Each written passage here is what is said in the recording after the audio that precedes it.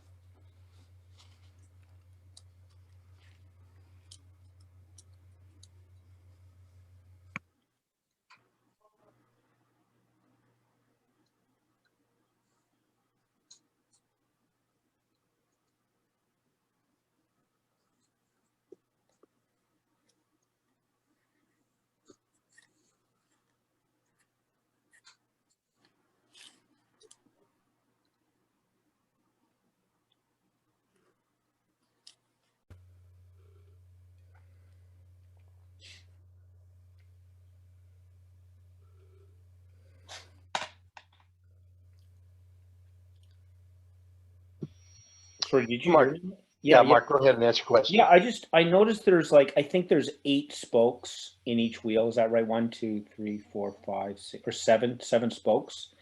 Is it important to find 7 things for each wheel? Like, what if I have like 5 things in one wheel and 8 in the other? Does that Yeah. matter?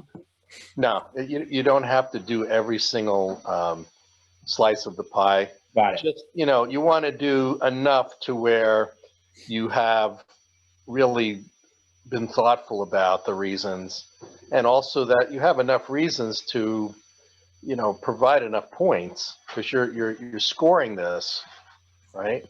So if we go back to it,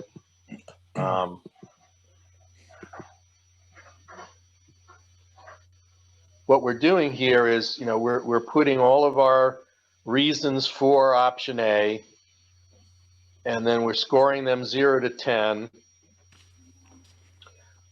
Then we move to our reasons for option B. We score them 0 to 10. Then we're going to add up the points. And if you haven't done the same number of slices, right? 1, 2, 3, 4, 5, 6, 7, 8 slices. 1, 2, 3, 4, 5, 6, 7, 8. 1, 2, 3, 4, 5, 6, 7, 8. So if you've only done 6 here and you did 8 here, what you want to do is you want to total the number of points, divide by the number of slices you actually filled in. That will give you the average, right? Does everybody see that? So we've added up all the numbers: 10, 8, 5, 3, 9, 10, 7, 8. We add all of those up, and then we add up the same thing for the reasons to do the other choice, right? So let's say this is moved to California, A. This is moved to Florida, B. And when I scaled them all and I added up the points, I found that there were more points about moving to Florida than there were moving to California. So this is a good, again, it's a objective way of looking at the rationale behind a decision and being able to make a decision having thought through, right? Having thought through all of the things that are affecting you and affecting your decision-making process, but it's doing it in a systematic, scientific, way. So the emotion is taken out, and it's fact, it's analysis, and you can very clearly compare A to B, right? So does anyone want to share their example of the results of having, I mean, you don't even have to, if you're not comfortable saying what the two choices were, you can just say, I looked at the reasons, and when I weighed it out, option A won over option B, or option B went over option A, and that it made sense to you. That's all I'm looking for.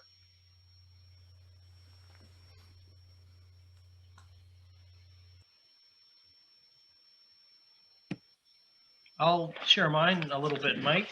Sure. It was kind of different. I didn't actually do the averaging of the numbers, and I don't know if anybody can see, but so I just sort of put my dot on the line. I didn't assign it a number, but when I was done, I connected all the dots and filled in the middle.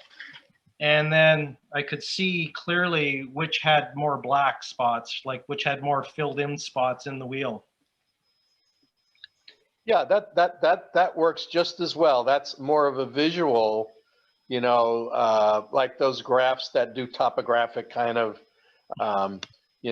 visual measurements. So yeah, that works just as well. But the main thing is the end result. You saw the result of your analysis, your objective analysis of the situation.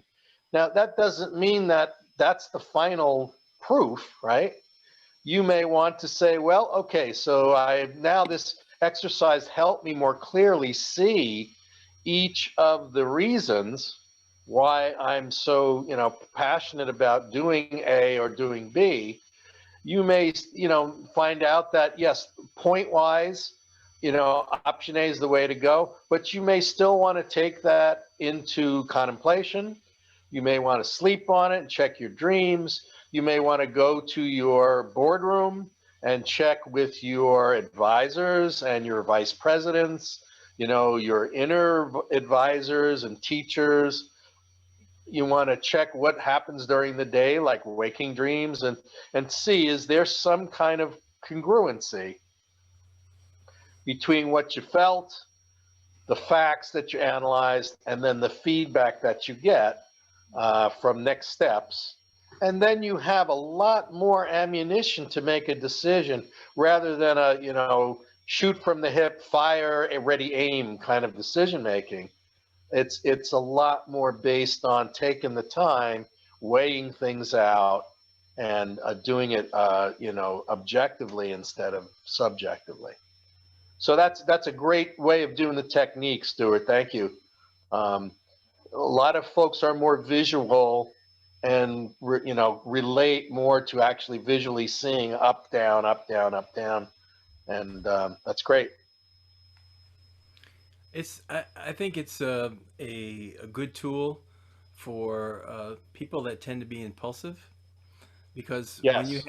when you have to write it down and then you kind of look at it, it's like, oh, there's, for me, sometimes it's like I tend to go with my gut and fly by the seat of my pants and stuff like that. And this is a nice kind of, it's sort of a left brain break. It's a kind of a thing where, okay, now I'm going to look at it sort of logically and analyze the choice, because right now I feel I really like to do this, but I'm going to write down why I think it's so great, and then look at the, just look at the flip side. And I think just doing that is helpful.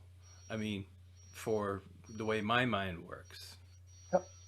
And and being, we want to be truthful with ourselves, and yes, we may tend to, in the past, been more comfortable kind of winging it and flying by the seat of our pants and going with our gut. And that may work, but sometimes our mind uses that as an excuse to not do the preparation and the hard analysis work.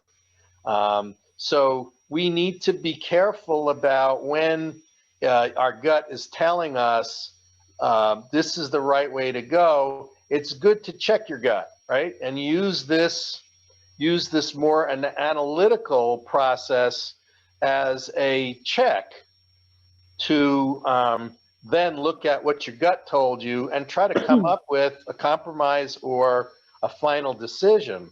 Because like you said, sometimes going with our gut, our gut was having an emotional response to something or a craving of something, and that's temporary versus something that's going to be long term. You're going to have to live with the results of the thing working out or not working out. Barbara, you had a question. Well, actually, it was a comment, if that's okay. Sure. I just wanted to say, I really appreciate what you said about checking also after you do the analysis with the waking dreams and the dreams. And also, I never did this inner boardroom before, so that's an interesting thing that I'm adding now to what I'm doing that I hadn't done. But I wanted to just say quickly that I've had many different experiences with waking dreams as well as dreams that showed me exactly what was going to happen. Unfortunately, I didn't listen, and then I reaped the result of that. And these were all pretty big things. Like one was a move, and I had already packed up like half of a room. All the boxes were done, and I got the dream, and I went, whoa. And I did stop in my tracks, and I did, I talked to the person. It was my sister in this case, and I said, you know what, I think I'm going to change my mind. And I was kind of worried about telling her because I thought she'd think I was dippy, but I just told her, I said, look, this is why. And I just want to pay attention to it. And she convinced me not to. And, it all fell apart just exactly as my dream told me. Yep. 100%. Yep. But, you learned something. You learned. I did. And I have to say, there were other good parts of that experience, even though there were some bad parts. That was definitely foretold in my dream. And I've had that experience with just trips that I've taken with people as well. And I dismissed it at the time, and now I know not to ever dismiss it. It's very real. Yeah, we learned something, but, hopefully we learned something, and that is we learn to do things differently. We learn to employ other decision-making protocols to help, just help us make better decisions. Dara, you want to share something? Yeah, I think what's interesting for this wheel is the giving each option of not each option, but each section of the pie a value. Because as much as sometimes I do like a pros and cons list, just because there might be 2 on one side and 8 on the other, if the 2 are worth significantly more than the 8 on the other, then that seems to make a difference as well. And I like this as well, where it sort of takes the emotion out of it. Yes. You're just listing things. Yep. There's no judgment. It's just there. Just the facts. Yep. Yeah. Yeah. Great points, Dara. Really great points. Becky. Yeah, I was curious about how to weigh in the cons. And so I was able to do some of that by making the con an advantage for the opposite one. But in some cases, it doesn't work that way. Yeah, yeah. So that would be version 2. So you're the perfect lead-in, Becky, to the version 2 of the exercise. So Okay. Version 1 was option A being a full option, like go to California. It's not a pro or con. It's the choice is to go to California. Here are all the reasons to do it. And the other one is a choice to go to Florida, and here are all the reasons to go to Florida. Version 2 is one choice and I'm going to put all the pros in wheel number A and all the cons in wheel number B, right? Okay. Then you do the same thing. You score all the pros 0 to 10. You score all the cons 0 to 10, and the strength of them, the validity of them. How real are they? I may, if I say, I don't want to move to California because I think my house is going to be swallowed up by, an earthquake and a mudslide and a fire all at once, right? Grading that, the feasibility of that all happening at the same time is pretty low, right?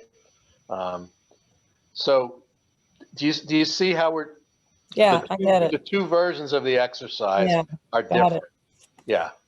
Yeah. So one is I'm going west, young man, young girl, or I'm going east, or the other is I'm going or I'm not going. And that's pros of going, and the cons of going means I'm not going. Okay. But Thank you see how these wheels work for that. Yeah, I do. If I had read a little closer, I might have figured that out, but I thought version 2 meant the other choice. Yeah, and that's why I needed to explain it Hmm. at the beginning. And this exercise I've been brewing for a couple of days, but when I woke up this morning, it was like, no, you really need to give them this. So, well, how am I going to do that? And then I just, slapped it together the best I could using my limited PowerPoint skills here. But I think it came out okay. Yeah. Um, and you have the ability of printing out as many as you want, and using that for future decisions. And I used a version of this. I did it more verbally with my kids whenever they were facing a tough decision, and we would go through it. I employed more of the traditional Ben Franklin method of the pros and cons on each side of the paper. But I'm going to send them this because I think this is a lot more visual and a lot more. It involves more sides of the brain, like Stuart discovered. So I think this is a more engaging exercise. So thanks, Becky. Joan. Yes, I had difficulty getting started because I didn't have a move here, move there, but I do have a move coming up and a house that I'm building. So what I ended up doing was one of the things that's been very stressing me is I was giving myself a date that I would move in by April the 7th. And I realized how stressed I was getting from this. And so I changed it so my two choices were move in sooner, early, or move in later. And I've decided that I've given myself permission to enjoy the moving process, and I'm not in a rush. And later, it's just going to be great. And so if it happens sooner, that's okay. But I don't know. In my mind, I was thinking, oh, I'm going to have to get this house sold and get all this stuff packed. And I have this other idea of I can, once the house is ready, that I can start moving in. I can gradually move in, have this house prepared, start showing it and sell it. And I have a dog here, my son's dog, who getting a little stressed because he's not able to go up and down stairs. And I realized, I don't know if I can get him into the new house without putting in an elevator.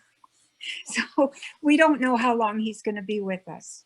So I just thought, I'll just maybe have two houses for a while so he can continue living here until we get that situation resolved. And whatever it is, I'm not going to be stressed and stress myself about having to have a move-in date on a certain time. I can be flexible. My life allows me to do that. That's great, and that's really important in our planning process and the goal achievement process. It's really important to be able to check back and adjust our plans. Mm-hmm. Not you don't want to adjust your plan just simply out of laziness. No, no, But, no, you no. know, no, what, that's not what I'm, you know, you're Yeah. not that category. But what I'm saying is I've been there to where I was like, I just don't feel like doing that. I knew my goal was to get this done by a certain period of time. I'm going to make it 2 months later. Versus, you know what, it will be a lot less stressful. I will get more things done and it'll be better for me. And second of all, I don't have the rush. There's no gun to my head, right? So we want to plan comfortably, and then we want to be comfortable adjusting our plans. Oh, yes. Yeah. I mean, sooner can work out, but Yeah. I'm wanting to, I just placed myself just now into the process of enjoying the process instead of, I was getting very stressed over this. And I thought, that's not where I want to be. And I love living where I am now. I'm not in a rush to leave. And I'm going to love living in the new place. And maybe I'll be between places for a while. And that can be fun too. Sure. Yeah. You're flexible. That's great. Yeah. Yeah. So again, you know, this is a framework. It's a process to help. And sometimes we make discoveries in doing this exercise that, you know what, we're putting too much pressure on ourselves. You Yeah. know, adjust the plan. You know, as long as it doesn't bleed over into procrastination, Yeah. it's a very healthy thing to keep, you know, adjust the plan to the reality that's you know, that we're living in right now. You know, to say I'm going to lose 100 pounds in a month, may want to adjust that plan, you know, for health reasons, right? Let alone reality reasons. Or you might say, you know, I'm going to lose, you know, somebody says they want to lose 200 pounds in a week, and they just wind up getting divorced. And that's it. They achieved the goal. They got rid of 200 pounds, you know, of dead weight. So Yeah. it's really not the preferred thing of, you know, taxing your health or taxing your creating stress. If your plan is just, you know, it needs to be expanded, needs to be adjusted, and that's fine. But the fact is, what's good is you have a plan. And what's good is your plan was based on realities, it was based on analysis, it was based on congruency with who you are and what you're feeling and what your capabilities and superpowers and, you know, resources are. The better you use the things I'm teaching about proper goal setting and proper plan making, the more you use these concepts, the easier the journey becomes and the easier it is for you to attain or adjust the plan. But you're winning the whole time, right?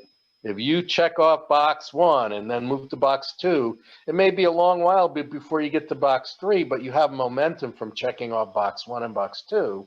And the plan is congruent with who you are and what you want and what's important to you and how you want that journey to be, and what you want to be when you come out at the other end of the journey. Because that's another question we ask in coaching. It's we start out with, so what is it that you want to accomplish? Then we ask, so why do you want to do that? What are all the reasons why? You could fill up this pie chart with whys, right? Once you know what you want and why you want it and how you're going to get there, we ask, at the end of the process, at the end of the journey, who do you see yourself becoming, right? What's going to be the transformation, the change, the evolution when you get to the end of the journey, right? It's important to look at that. You know, what values are being brought up when you're making this decision, right? What are you discovering about what's really important to you? What values are really shining through here, right? This is a great tool, and like I said, all of those questions I asked, you could make this an exercise and filling up with all of those. You know, your option A wheel could be all the whys, right? The whys of doing this. You know, I want to have a home that is, you know, more accessible for me as I get older and easier for me to get around. That's for me, that's 10, right? I want to have a home that's going to be in a safe place, and I want a home that I'm not, I got rid of 2 homes that I would have needed to have 2 jobs to pay the taxes for the rest of my life. So that was a real decision of financial freedom. I wanted freedom. And so even though it was my dream house, I chose to sell it because my dream house had become a nightmare for my future. And so, I chose to have a different dream. And I used this, and that, what we came up with was, we had raised the kids, and it was a wonderful place, and it was on the beach, and it was on the water. It was heaven, great, neighborhood, but we were going to be imprisoned, by the taxes and the upkeep and, 100-year-old home and all of the repairs and things. So those were all real things to enter into the slices of the pie here. And we made a decision based on really good evaluation and analysis. And then we checked with our dreams, and we checked with waking dreams, and it worked out, Okay, so again, to do version 2, we're doing the same thing, and you're going to pick one item, and you're going to be using the option A for the pros to do this, and option B for the cons to not do it. And then you do the same process of filling it out, scoring it, and evaluating it. So anyone else want to share what they came up with, or what they thought of the exercise, or questions? Because we still have some time.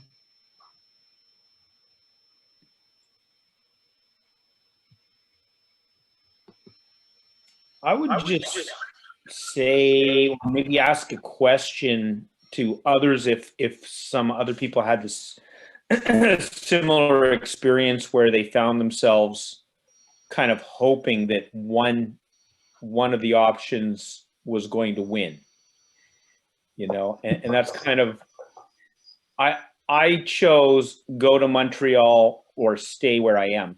Yep. And I was really finding, I was like, oh God, this is way closer than I thought. I really hope Montreal wins.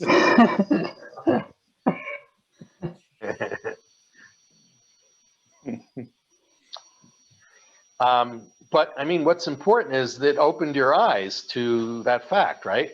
Mm-hmm. And it caused you to, reevaluate the reasons for making a decision. You may still make the same decision. You may say, it's pretty close. I checked it out with my heart, and I checked it out with my gut, and I checked it out, with my dreams and waking dreams, etc. And it was pretty much a tie. Then we you go with the Yogi Berra principle of when you get to the fork in the road, take it. Right? Because basically, no matter what you choose, when it's a real dead tie, no matter what you choose, it's going to be a journey and an experience, and you'll benefit from it. And especially if it's that close, right? If it's that close, either one is going to be it's going to be an experience, and it's something you'll grow from. And if it doesn't work out, I mean, how many choices have we made in our lives that didn't perfectly work out, but we still learned something? We still grew from it. If you look at my resume, my gosh, there were so many jobs I chose. I chose them knowing these were going to be hell. These were going to be real challenges. The people I was working with were going to be, really, really tough to deal with. Or, when I made the choice to go to South America to start a division for a company in Brazil, I had to start in Brazil. I spoke some Spanish. I didn't speak Portuguese. I had to learn Portuguese. I knew, and, to look at it and say, are you really going to leave your family 2 weeks out of the month, go into the jungle, go into these factories that are dangerous, and, you know, places that blow up and people get kidnapped and all of this stuff. You really want to do that? You know, is that really what you want to do? But the confirmation I was getting, right? You know, the confirmation I was getting in my dreams that my wife was getting pointed to the fact that even though it was going to be really difficult, it was really important for me to take on the challenge.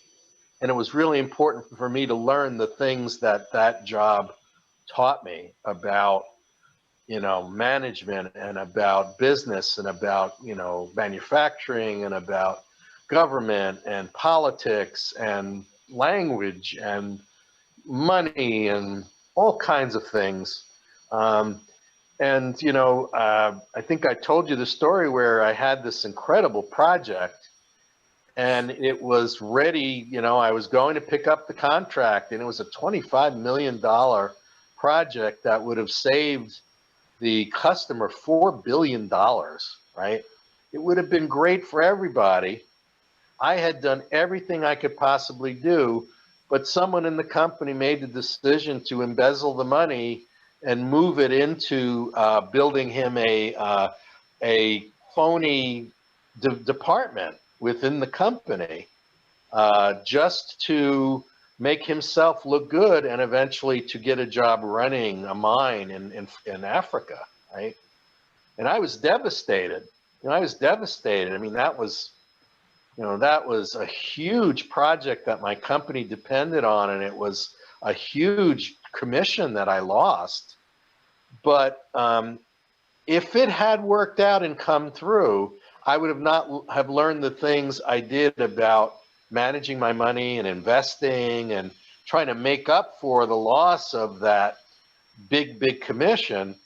I probably would have just retired with that commission, and I never would have been doing what I'm doing with you folks. I never would have learned the things I've learned and helped the people I've helped. So even though I knew this was going to be the toughest thing I ever did, the most excruciating thing I ever did, you know, and it wound up not, you know, being the success that I had hoped it would be. I was still successful enough, you know, but all of the analysis and my gut and my dreams pointed to the fact that I needed to do this. I needed to do it. It was the right choice, even though I knew it was not going to be the easiest choice. And so that's why this analysis helps bring those things to the forefront. I'm sorry, Carol, did you want to ask a question or say something? Carol Lidston. Yes, when I did the wheel, the first wheel, I wrote in every section quickly. When I got to B, the second choice, the basically what came up was, it's about a move as well, and what came up was much cheaper. That was basically the only criteria why I would stay where I am. Ooh. Yeah. Yeah. So I mean, maybe you've known that all along, but when you have to put it on paper and score it, and you see it in black and white in front of you, and you can't hide from it, it's a really good eye-opening experience, right? Yes. Cool. Yeah, that's a win. Seeing things more clearly is a big win.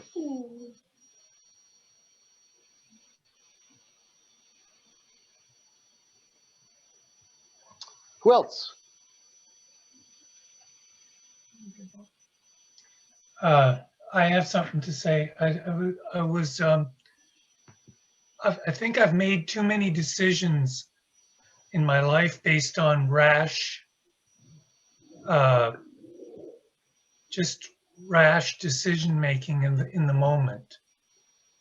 And I have very little trust for this exercise. I much prefer doing it with contemplation, with board members, with those kinds of things, with confirmation from dreams, and waking dreams and things like that. Like Mark, I found myself cheering very hard for one option over the other all the way through.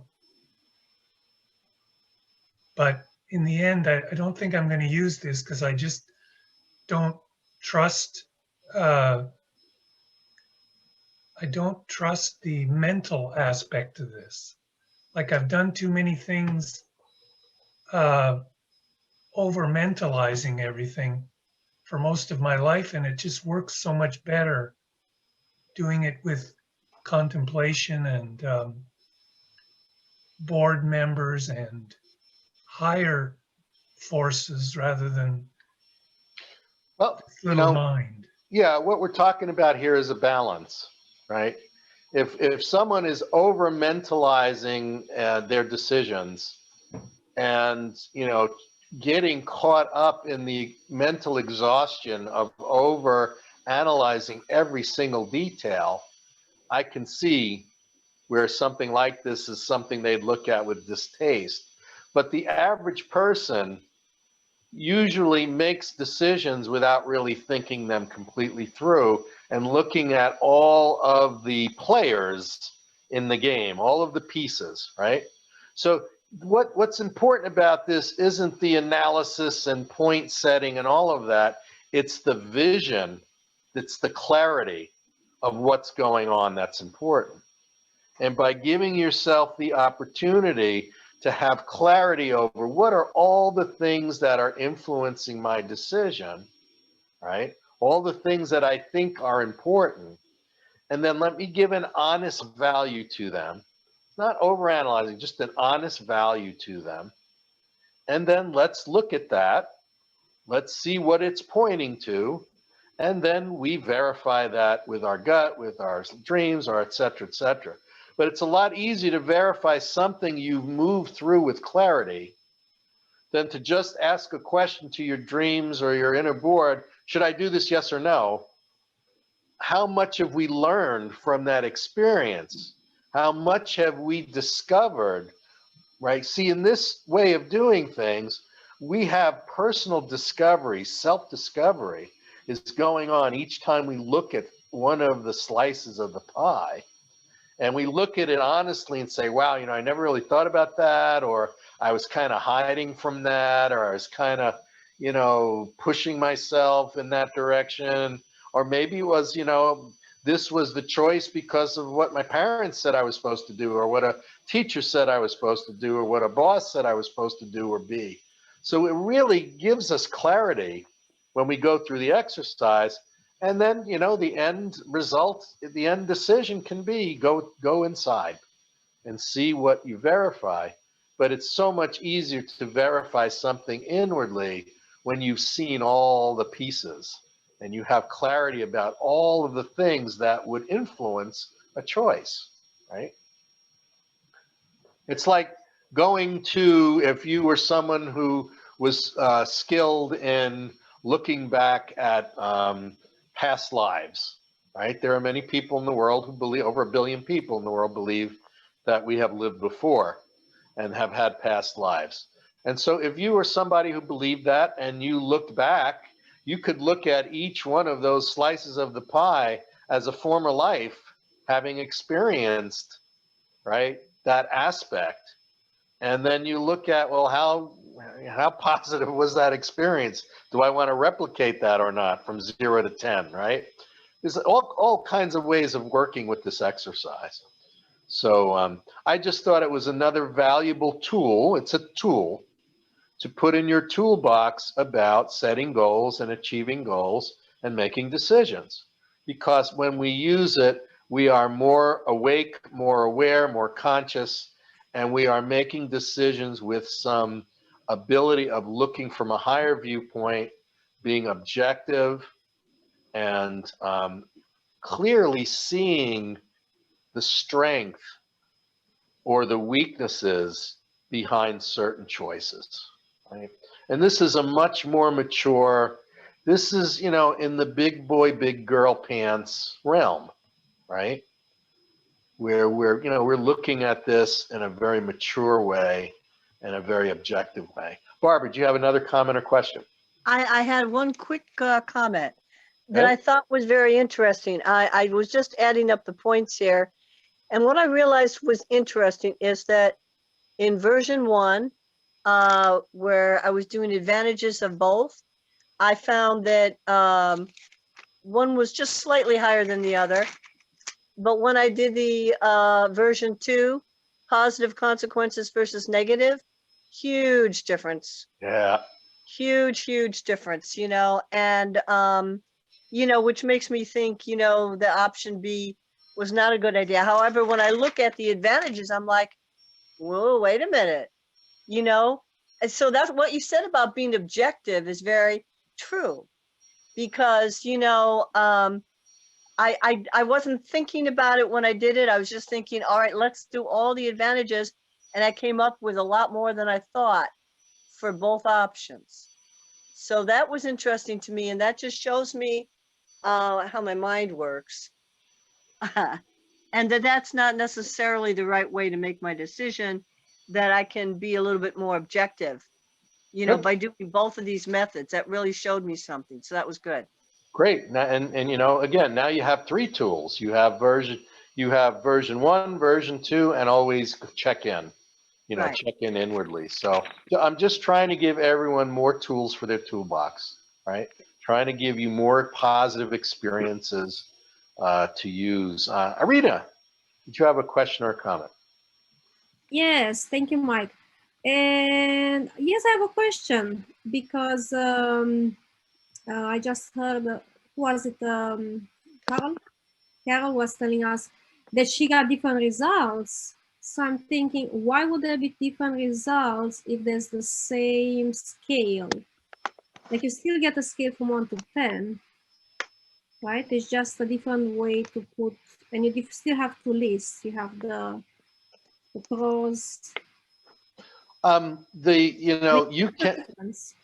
Yeah, I think what she was pointing to is the fact that sometimes if we objectively look at pros and cons, right, that even though we can find lots of positive reasons to do something, and sometimes we're looking at a situation with kind of rose-colored glasses and being very positive thinking people and always seeing the bright side of life and all of those wonderful, good, helpful things.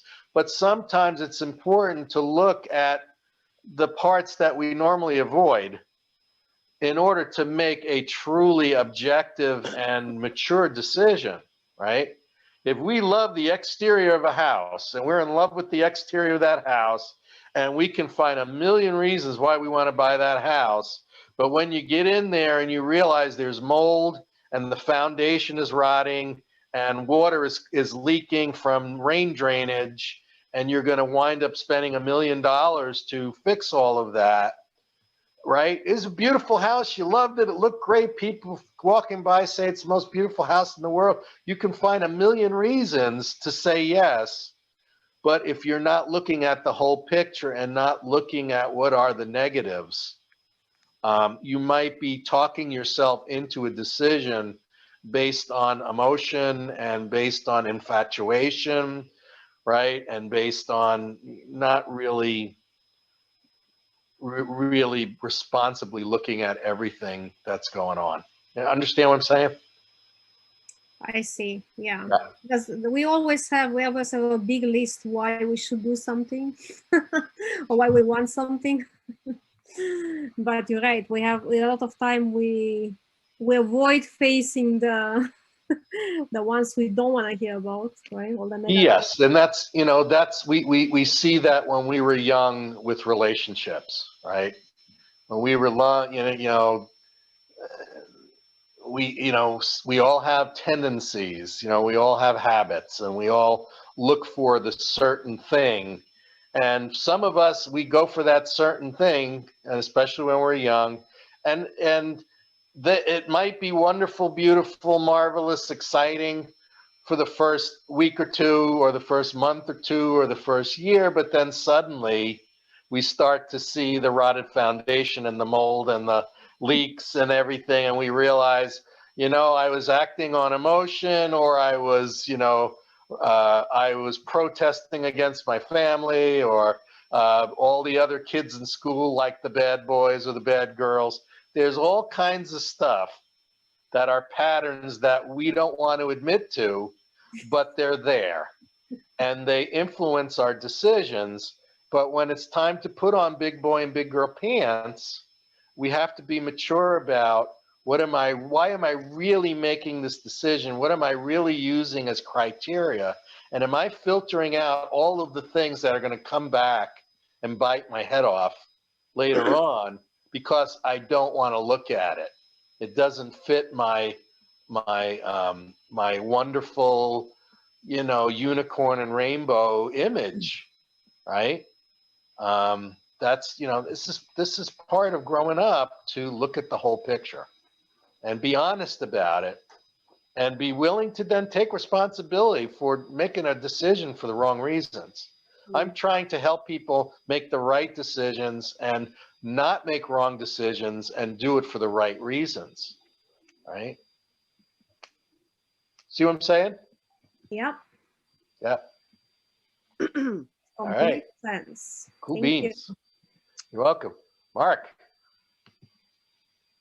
Yeah, I just really appreciate what you're talking about there, that it reminded me of a very poor decision I made in my life once, and reminded me of the feeling I had at the time. I wanted to go that direction, and it would have taken, elephants and horse teams and everything to pull me in a different direction. I was just so focused. That's, and that's what I did. And I paid a price. I paid a really heavy price. And the thing is, as soon as I made that decision, I immediately started to see, in retrospect, all the signs that showed me it was not a good decision. But it was like something within myself, a kind of impulsiveness, a kind of stubbornness. And I think, like, for someone like me, I have very rarely ever used an exercise like this, like actually sat down and wrote down, pros and cons. I'm just like, I've been shoot from the hip. I'm like, this is what I want to do, and damn it, I'm going to do it, and to sort of step back a little bit and go, okay. So what I kind of noticed, it's like, I was surprised. As I said, my question was, go to Montreal or stay here where I am. And I saw that, that desire to go to Montreal actually kind of reminded me a little bit of that decision. It's like, there's a sort of impulsiveness, there's a kind of escapism, there's certain things that are driving that decision. It's not to say it's a bad choice, but I have to separate out some of those other things that could be coloring, that decision.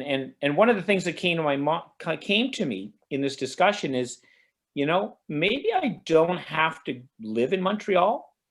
Maybe I can visit there once. One of the big things, I really want to learn French once and for all. I've been trying to learn French like my whole life. And, maybe I can go to Montreal, for a week every 6 weeks. It's only 5 hours drive from my house. It's not that big a deal. So, maybe there's a kind of an in-between, and then I can get all the advantages of staying, where I am, which is kind of, there's a lot that reminds me of responsibility of where I'm staying. And there's something about escapism that reminds me of my desire to go to Montreal. So I think it's an excellent exercise. And as you say, I think it's helping to provide me with some more information. Great. And then, it gives you tools and it gives you information, and then you employ the 3 C's, right? You really, really focus and concentrate on what you came up with. You really analyze the situation. Then you use your creativity like you were just doing, right? And then you collaborate with people who can help make your creative solutions come true, right? So that's where those 3 C's keep coming back over and over and over. But this tool, this decision-making tool, is something you use, and then you can fall back on the 3 C's to carry forward from. And again, always falling back on, taking it inwardly, using your boardroom, using your inner guide, using your dreams, using your waking dreams, and your journal, right? To help you in moving forward. So this is really what, this is what the Sunday Alumni Mastermind group is really all about, is continuing to bring you more tools, right? And plugging them in and showing you how they fit into the whole, where the journal fits in, where the 3 C's fit in. Eventually we'll be talking about where the 9 steps fit in. So that's what we do here. I wanted to do this week because next week we're really going to focus in on, we've been putting a lot of work in clarifying the journey of this program, moving from the challenge to the journal to the study buddy groups. And we have folks beginning to explore the workbook program. We have stuff that people who have the workbook program and haven't yet, really dug into it. So Mark and Emily and I have been putting in some significant time. So next week, next Sunday, we're going to share with you the journey. We're going to share with you step by step the opportunities and options people are going to have on this journey, to where you're seeing very specifically, wow, we're going to spend this time in the challenge. We're going to spend this time in the journal study buddy group. We're going to move to this time in the workbook program. There's going to be coaching opportunities. There's going to be all kinds of growth opportunities, and that'll all be outlined for you next week. And you're going to have a real clear picture, almost like a manual, on how, this program is going to move to the future and the different options you have and the services that'll be made available to you. So I'm really excited about it. We'll be working real hard this week to get that all on paper for you, and we'll present that next Sunday, and then deal with your questions. Sounds good? All right, everybody. I apologize I kept you a little bit late, but I thought it was really important to really dig in with these tools. I'm so happy that you came tonight and that you're going to work with them and that they'll be useful for you. As always, I'm grateful you came tonight. I love you all. I'm excited about the progress you're making. More importantly, you're excited about the progress you're making, and that's what's most important. And have a great week, and we will see you next week. Yeah, we'll see you next Sunday. Take care, have a good night, and see you soon.